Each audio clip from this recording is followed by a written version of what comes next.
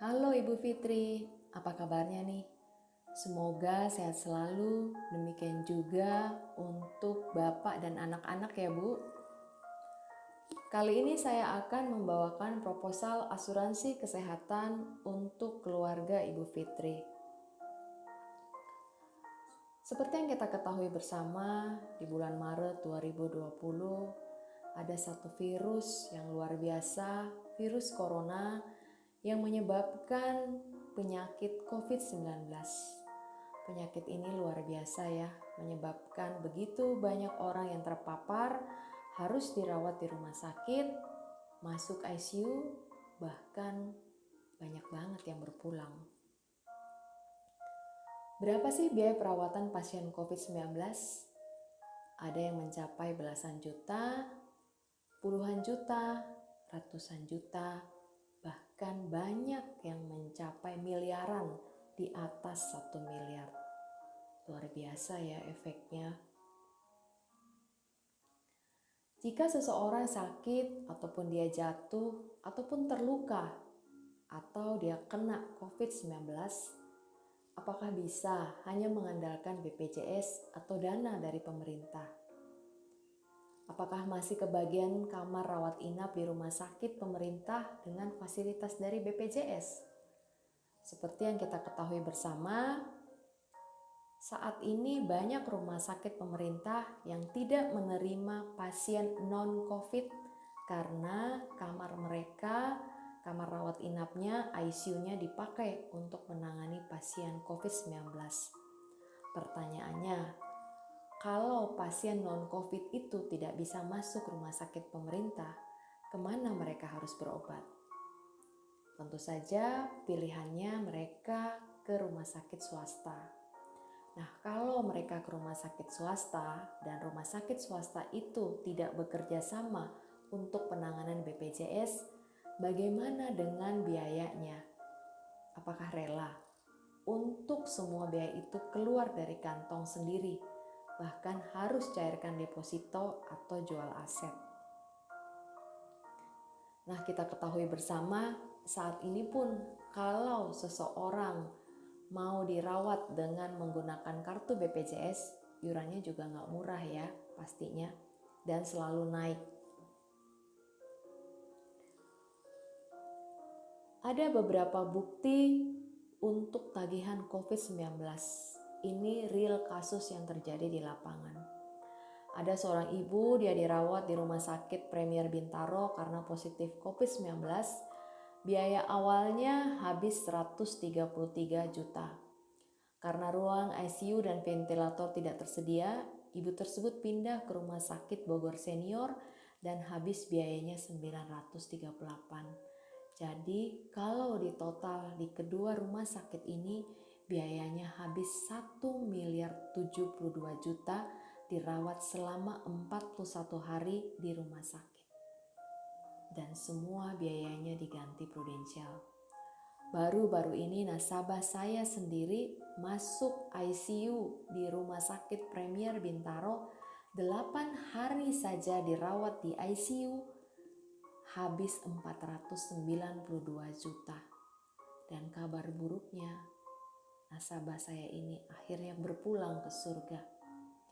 Kebayang gak bagaimana keluarganya jika tidak punya kartu yang dibayar sesuai dengan tagihan, kartu PSS atau PPH Plus? Dari mana mereka harus dapatkan dana 492 juta? Kalaupun ada yang minjemin, berarti tercipta hutang baru, hampir 500 juta. Sementara sang ayah sudah tidak ada lagi bersama-sama dengan istri dan anak-anak. Tidak mudah ya pastinya ya untuk seseorang mengalami keadaan seperti ini. COVID-19 ketika kena ke satu keluarga, ayah dan ibu serta anaknya, tidak murah biayanya. Ayah usia 65 tahun dirawat 55 hari itu menghabiskan biaya hampir 480 juta dan semuanya di cover Prudential. Istrinya usia 57 tahun dirawat 13 hari dan habis 48 juta. Sedangkan anaknya yang masih muda, usia 24 tahun, ini lama banget ya, dirawat 47 hari, total biaya yang habis 117 juta. Luar biasa COVID ini ya, tidak memandang usia. Bisa kena kepada anak-anak, remaja, ya usia produktif, dan banyak juga yang kena di usia yang sudah senior, ya di atas 50 tahun. Masalahnya biayanya nggak kira-kira, 645 juta, luar biasa. 1 miliar, ini lebih luar biasa lagi. Bagaimana jika saat itu kita tidak punya uang sebesar ini? Padahal urusan nyawa adalah sesuatu yang krusial. Kenapa sih biaya pengobatan COVID-19 sangat mahal? Karena ruang ICU dengan ventilator saja itu biayanya 16,5 juta per hari. Belum obat-obatan untuk menaikkan imunitas tubuh seperti Gamaras, itu untuk ukuran 5 mili saja harga per botol 5 mili 3,7 juta. Untuk ibu yang tadi habis 1 miliar itu dia habis berbotol-botol. Makanya gak heran tagihan sampai dengan 1 miliar. Ya. Rumah sakit saat ini bukan sesuatu yang kita bisa anggap enteng dan kita tidak peduli. 4 hari dirawat di rumah sakit untuk pasang ring jantung saja itu habis 234 juta. Ada yang kena saraf kejepit ya, mungkin dia lagi olahraga atau dia melakukan satu tindakan tapi salah gerak sehingga ada sarafnya dia yang kejepit. Itu dirawat 5 hari di rumah sakit, biayanya gak kira-kira loh. Bukan belasan juta, bukan puluhan juta, 311 juta hanya untuk urusan operasi saraf kejepit. Luar biasa penyakit sekarang ya. Nah, ini daftar harga kamar rumah sakit swasta termasuk ruang ICU, belum termasuk biaya dokter, obat, operasi, dan lain-lain. Ya, misalnya untuk rumah sakit Mitra Keluarga Kemayoran, untuk super VIP itu 2,5 juta per malam. Kalau VIP-nya 1,7 juta. Sedangkan kalau kelas 3-nya itu 200 sampai 300 ribu. Mirip-mirip ya, rumah sakit Pertamina juga super VIP-nya 2,5 juta, VIP-nya 2 juta. Di Surabaya pun bukan yang murah ya. Untuk kamar suite aja itu 2,3 juta per malam loh. VIP-nya 800 ribu per malam. Luar biasa ya. Ini kalau kamar rawat inap biasa. Bagaimana dengan kamar ICU-nya? Ya, kalau ada ventilator itu 15,5 juta per hari. Nah, kalau tanpa ventilator itu 12 juta. Nah, kebayang nggak ini udah belasan juta per hari loh. Belum obat-obatan, belum dokter, ya kan? Belum tindakan operasi. Luar biasa mahalnya ya. Sesuatu yang sangat mengerikan saat ini adalah ketika kita tahu kita kena sakit dan harus dirawat di rumah sakit, itu benar-benar nightmare. Nah, jika rumah sakit pemerintah penuh dan kondisi pasien sangat butuh dirawat di rumah sakit sehingga harus masuk rumah sakit swasta, contoh misalnya kena COVID ya, ini udah nggak bisa lagi nunggu gitu loh, rumah sakit pemerintah penuh harus masuk. Nah, kalau sampai nggak punya yang namanya kartu PSS ataupun kartu PPH Plus dan ditagih sebesar 707 juta ya, sempat di ICU 1 bulan seperti nasabah Prudential dalam contoh yang Bapak Ibu bisa lihat, bagaimana ini ya. Nah, oleh karena itu saat ini terutama di masa pandemi ini sangat penting punya ya untuk kartu kesehatan yang dibayar sesuai dengan tagihan. Ini juga ada kisah ya seorang nasabah yang memiliki kartu asuransi Prudential dibayar sesuai dengan tagihan. Dia hanya fokus pada penyembuhan. Prudential bayar tagihannya dia 116 juta untuk operasi di tangan kiri.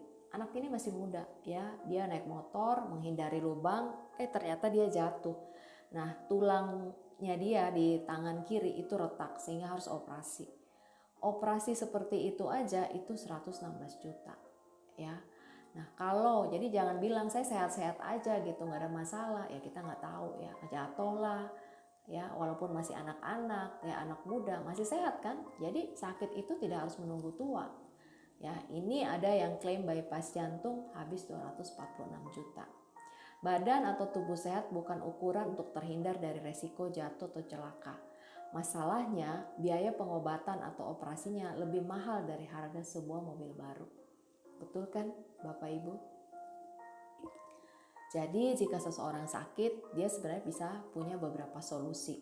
Yang pertama, dia bisa pakai BPJS, atau kalau dia punya asuransi kesehatan dari kantor, dia bisa pakai itu, atau dia bisa pakai kartu prudensial PPH Plus ataupun PSS. Tapi semuanya ada plus minusnya ya. Kalau BPJS ya berarti dibayar sesuai dengan limit BPJS per penyakit. Antrinya harus sejak subuh. Tidak ada jaminan ketersediaan kamar. Budget klaimnya juga tergantung BPJS. Tidak semua di cover. Hanya obat-obatan tertentu aja yang di cover ya, obat-obat generik rata-rata. Tapi obat-obatan paten itu tidak di cover.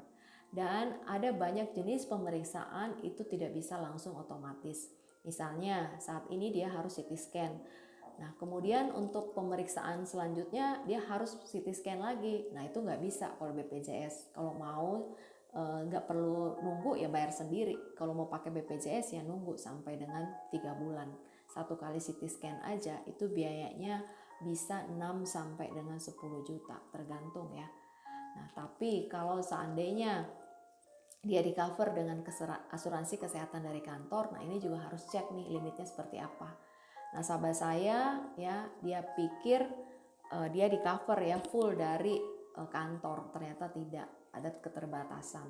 Ya syukurnya dia punya asuransi dari Prudential sehingga dia nggak harus nombok ya. Karena kalau untuk asuransi kesehatan dari kantor tentu saja itu sesuai dengan posisi atau jabatan, ada limit-limitnya. Ya, itu namanya inner limit. Jadi misalnya yang di cover biaya operasi, contoh maksimum budgetnya itu hanya 20 juta. Jadi kalau tagihannya 50 juta, ya karyawan harus nombok 30 jutanya. Ya. Umumnya orang akan berusaha melindungi dan memberikan yang terbaik kepada siapa yang dia sayangi. Apalagi jika orang yang dia sayangi tersebut dalam keadaan lemah, tidak berdaya, atau terluka serius, dan membutuhkan pertolongan sesegera mungkin agar cepat sembuh. Masalahnya untuk obat-obatan paten dan alat rumah sakit canggih, serta biaya dokter spesialis yang mumpuni itu tidak murah. Pastinya begitu ya. Jika saat ini kita masih dapat memilih memberikan perlindungan dan fasilitas yang terbaik untuk keluarga, perlindungan dan fasilitas apa yang akan kita berikan kepada mereka? Nah, salah satu solusi terbaik yang diberikan Prudential dengan harga yang sangat ekonomis adalah Pru Solusi Sehat. Biayanya sangat terjangkau, tinggal pilih mau di cover di mana nih, mau hanya Indonesia, seluruh Asia, atau seluruh dunia. Nah, kalaupun misalnya nih pakai yang kartu di Indonesia ya, wilayah Indonesia, terus mau klaim di Kuala Lumpur misalnya ya, nanti misalnya kalau COVID-nya udah oke ya, udah bisa terbang ke sana ke sini ya, bisa aja ya, tapi tentu saja ada persentasenya ya, tidak mungkin semuanya di cover karena yang dia pilih wilayah Indonesia. Tapi kalau nasabah pilihnya seluruh Asia, ya bisa masuk ke rumah sakit mana aja di seluruh Indonesia tanpa harus bayar lagi, tanpa harus nombok lagi. Bisa masuk di rumah sakit di Singapura, rumah sakit di Jepang, di Hong Kong, ataupun di Indonesia ya udah nggak usah dikomongin ya. Nah, untuk kartu PSS ini masa perlindungannya 1 tahun dan dapat otomatis diperpanjang setiap tahunnya sampai dengan usia 99 tahun tanpa review kesehatan lagi. Dengan catatan jangan sampai polisnya inaktif ya, jadi perlu diperhatikan untuk bayar tepat waktu. Batas manfaatnya maksimum hingga 65 miliar ya, tentu saja tergantung plan yang kita ambil nih. Mau hanya seluruh Indonesia, seluruh Asia, atau seluruh dunia. Kalau seluruh Indonesia bisa sampai dengan 15 miliar. Kalau seluruh dunia bisa sampai 65 miliar. Dokter umum, dokter spesialis juga itu semuanya dibayar sesuai dengan tagihan. Jadi kita nggak usah lagi mikir-mikir, aduh aku nombok berapa ya, seperti itu. Dan yang paling luar biasa sebenarnya, kenapa setiap orang harus memiliki kartu PSS ini adalah karena untuk biaya rawat jalan kanker dan cuci darah itu di cover sesuai dengan tagihan. Dan memberikan perlindungan juga kalau seandainya ada tindakan operasi yang tidak harus nginep ya. Nah, biaya-biayanya sebelum operasi, pada saat operasi, dan sesudah operasi itu semuanya juga di-cover. Dan jaringan rumah sakitnya 1.500 rumah sakit dalam dan luar negeri. Jadi kemana-mana nggak usah pusing ya, nggak usah khawatir di saldo kita tinggal berapa duitnya ya. Kalau seandainya sakit, cukup bawa kartu PSS ataupun kartu PPH Plus ini tersedia di dompet. Nah, jadi kartu PSS ini adalah produk kesehatan murni ya, asuransi kesehatan dan bukan produk unit link. Jadi sama sekali tidak ada investasi di dalamnya. Dan produk ini adalah produk tahunan, bukan produk yang diikat kontrak 10-20 tahun. Kontraknya 1 tahun aja. Jika ingin perpanjang tahun depan, tentu saja dapat diperpanjang tanpa perlu untuk review medical lagi. Ya. Nah, kalau misalnya Bapak Ibu ingin seperti yang saya sebutkan tadi punya batasan wilayah sampai dengan di Singapura ataupun seluruh Asia ya, ataupun sampai ke Eropa, bahkan seluruh dunia, itu bisa. Ya. Nah, apa saja sih keunggulan daripada kartu PSS ini dibanding dengan kartu lain ya dari kompetitor? Yang pertama, dia ada perpanjangan otomatis setiap tahunnya hingga usia 99 tahun tanpa review kesehatan. Nah, di banyak asuransi ya, kalau asuransi murni kesehatan seperti ini, setiap tahun ketika perpanjangan untuk asuransi, perpanjangan kartu, itu mereka akan review lagi kesehatannya. Kalau seandainya orang tersebut sudah kena penyakit, apalagi yang berat ya, contoh kena kanker, atau sudah kena stroke, atau sudah kena hipertensi, belum tentu bisa di-approve seperti itu ya. Kemudian juga karena ini murni asuransi kesehatan ya, ada kenaikan premi setiap tahunnya. Ya sama aja, contoh misalnya kayak asuransi mobil ya, itu kan naik ya setiap tahun ya, tapi kenaikannya juga nggak besar, itu hanya sekitar 5% saja, 5-6% kenaikan. Kenapa ada kenaikan? Karena risiko bertambah sesuai dengan pertambahan umur ya. Kalau untuk anak-anak, aduh murah sekali ya. Begitu juga kalau misalnya masih usia muda. Tetapi untuk usia-usia yang sudah di atas 50 ya, untuk kenaikannya ini lumayan ya, tapi sebenarnya don't worry ya, kenaikannya ini tidak seberapa dibanding dengan proteksi ya yang kita dapatkan sampai dengan 15 miliar, 35 miliar, bahkan sampai dengan 65 miliar ya. Bandingin aja kenaikan 100.000 dibanding 15 miliar ya, seberapanya 100.000 dibanding dengan 15 miliar ya. Dan kenaikan premi asuransi ini tidak berdasarkan riwayat klaim. Walaupun dihabisin tuh jatahnya ya 15 miliar, tahun depan ketika mau perpanjang, diperpanjang lagi sama Prudential tanpa melihat wah orang ini ngabisin budget. Tidak seperti itu ya Bapak Ibu ya. Jadi penting sekali untuk punya kartu PSS ini mumpung saat ini lagi sehat. Nah, ini tabel premi ya, nanti bisa dilihat sesuai dengan usia, tergantung juga dengan paket yang akan diambil. Bronze itu adalah seluruh Indonesia, silver itu seluruh Asia kecuali Singapura, Hong Kong dan Jepang. Gold itu adalah seluruh Asia, berarti termasuk Singapura, Hong Kong dan Jepang. Platinum seluruh dunia ya kecuali Amerika, dan diamond itu seluruh dunia. Yang paling utama termasuk Amerika. Nah, ini tabel manfaatnya ya, nanti saya bisa kasih ke Bapak ataupun Ibu jika ingin tahu lebih detail. Yang pasti tinggal pilih nih mau pakai plan apa, mau dirawat di mana wilayahnya. Setelah tahu mau dirawat di mana wilayahnya ya, kita udah pilih, tinggal pilih lagi mau pilih kamar yang berdua dalam sekamar atau sendiri aja. Ya, one bed in one room plus kamar mandi dalam. Kalau mau ditemenin keluarga ya berarti pilih yang one bed in one room plus kamar mandi dalam ya. Tapi kalau seandainya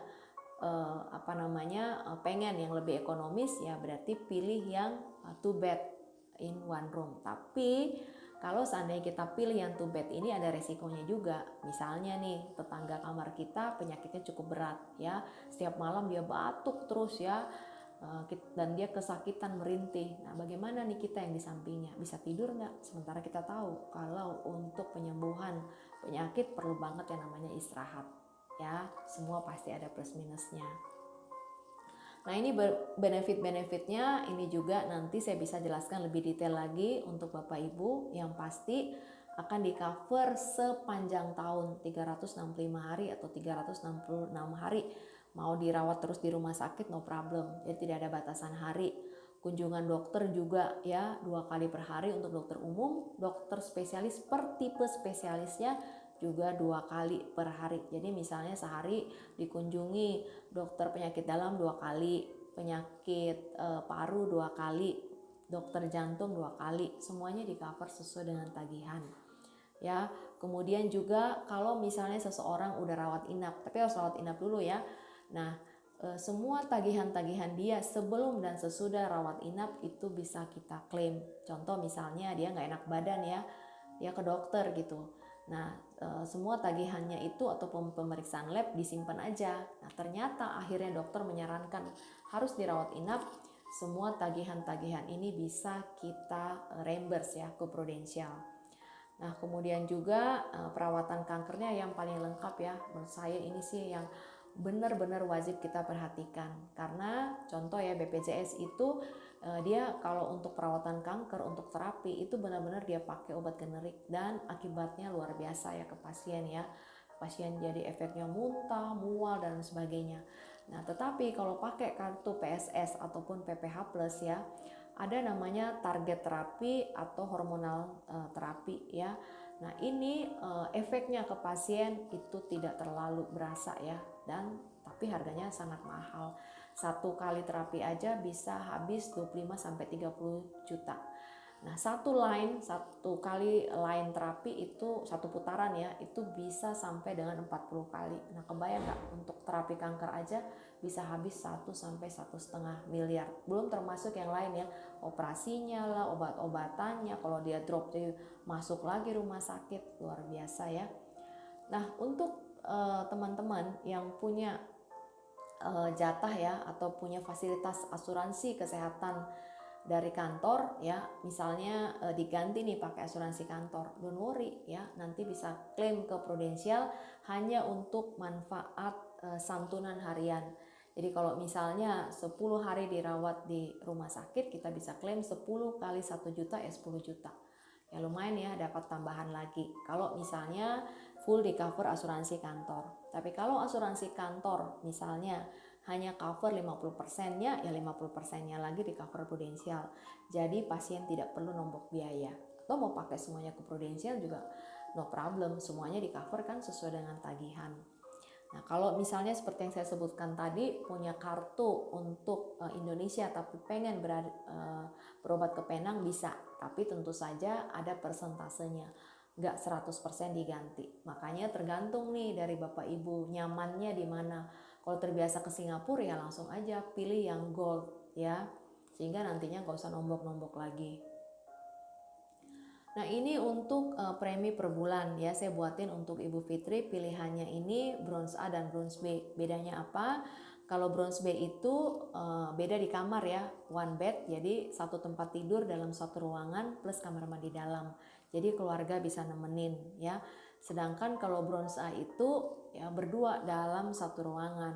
Ya bisa jadi kamar mandinya juga kamar mandi luar ya, rame-rame.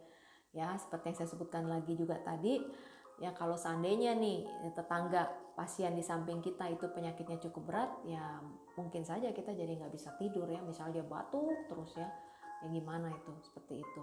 Nah, kalau kita lihat juga antara bronze A dengan bronze B ini juga bedanya nggak jauh kok ya sebenarnya ya, jadi tergantung sih nasabah mau yang mana. Nah, jadi nasabah tidak perlu khawatir jika sedang sakit jika punya kartu PSS ini, terutama masalah pendanaan.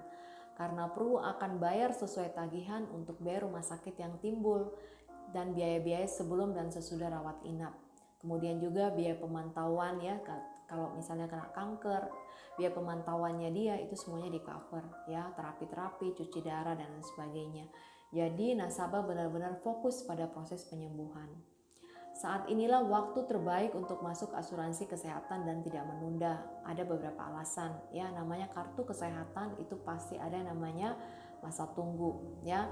Ada beberapa jenis masa tunggu, 3 yang utama ya. Yang pertama itu adalah masa tunggu 30 hari untuk semua jenis penyakit setelah policy issued ya. Jadi misalnya policy issued tanggal 5 Maret ya, kartunya baru bisa dipakai tanggal 5 April ya untuk semua jenis penyakit, kecuali karena kecelakaan. Misalnya dia terluka karena kecelakaan, itu bisa ya. Nah, kalau untuk COVID ya, untuk COVID-19 ya, saat ini karena peraturan dari pemerintah sih sebenarnya ya, bahwa seseorang dinyatakan dia harus melewati masa 14 hari dulu ya.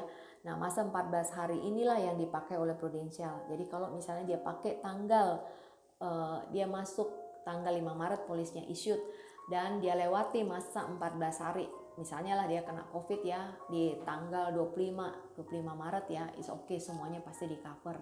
Nah, tapi kalau dia kena COVID di tanggal misalnya 10 Maret ya, misalnya gitu, ya nanti ini akan diinvestigasi nih, kapan nih orang kena. Jangan sampai dia masuk menjadi nasabah Prudential, sebenarnya dia tahu dia sudah positif COVID, seperti itu ya. Nah, kemudian ada juga 18 penyakit yang mesti menunggu 12 bulan untuk dapat di cover di semua asuransi kesehatan. Ini semuanya ya, bukan hanya di Prudential. Ya, apa aja penyakitnya nanti saya jelaskan ya.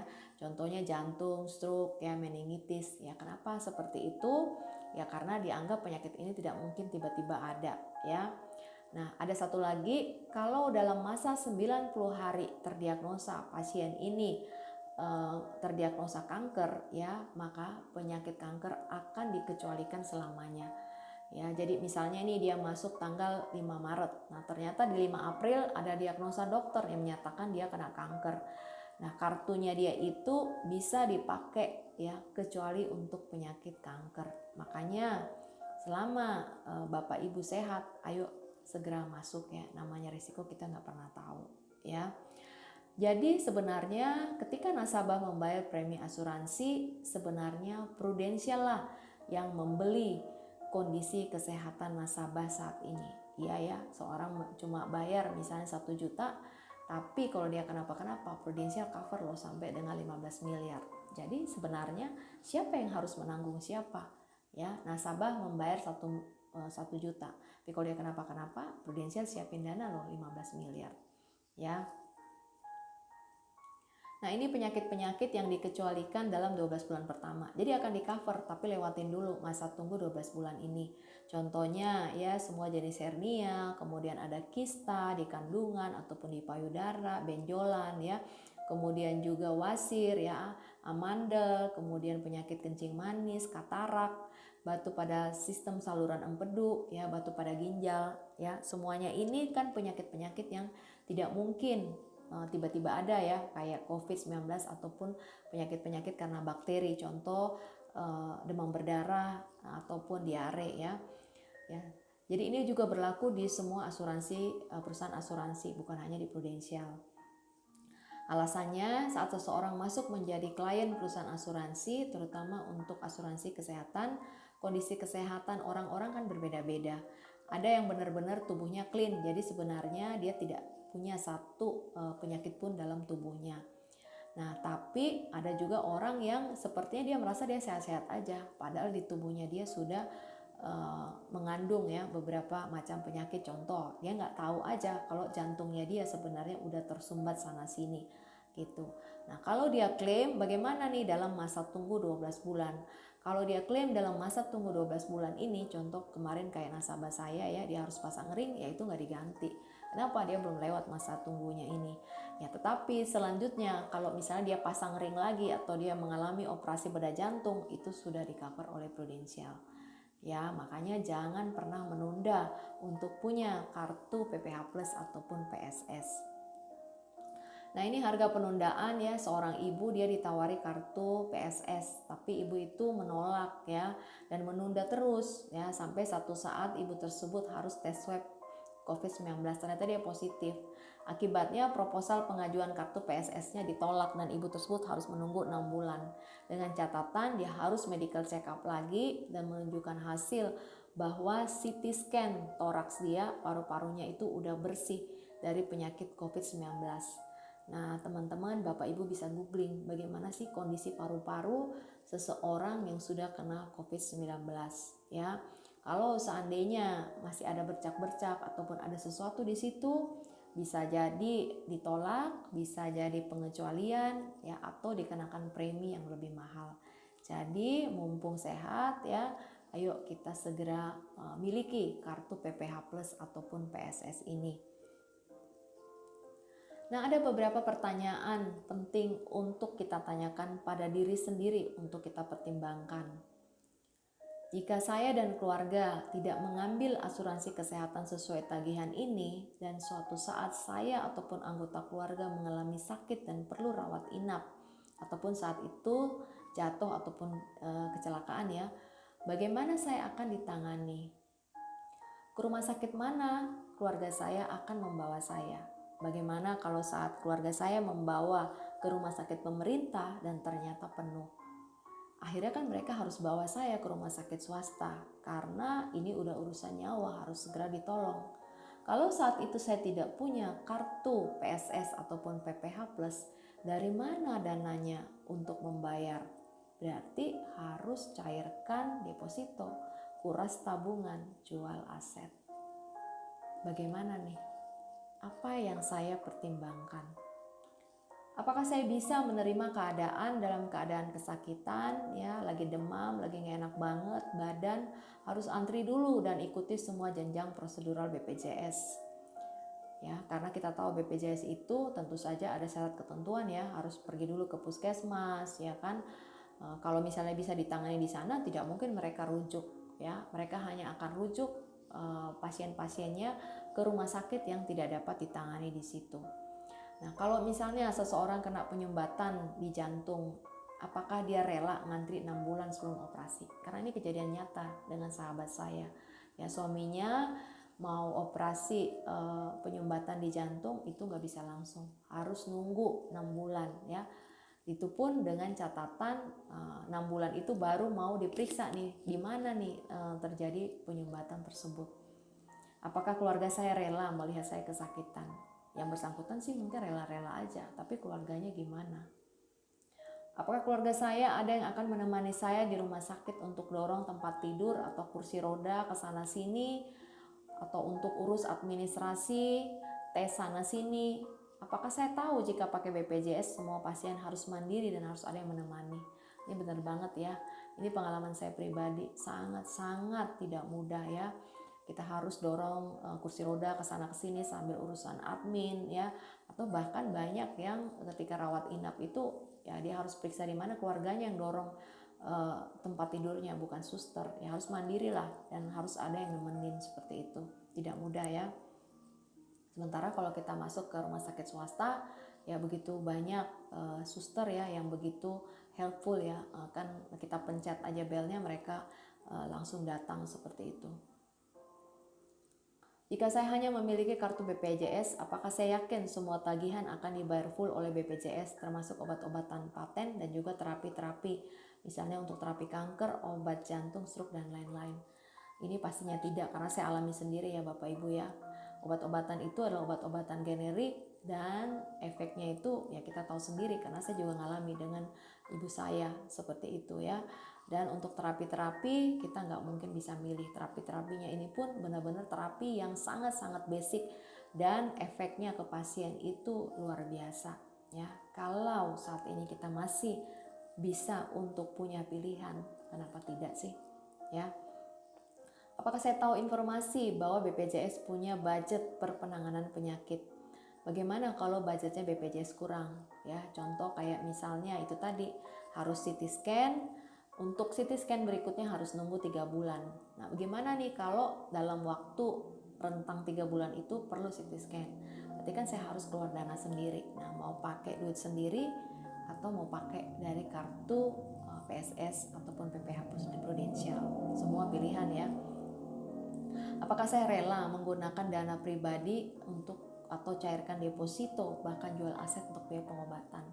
Ya, karena kita tahu ketika seseorang sakit itu ya banyak biaya-biaya yang harus dia keluarkan sendiri ya, misalnya kayak obat-obatan dan lain sebagainya, karena nggak di cover BPJS ya berarti harus keluar dana sendiri. Terapinya ya kan harus keluar dana sendiri, seperti itu ya.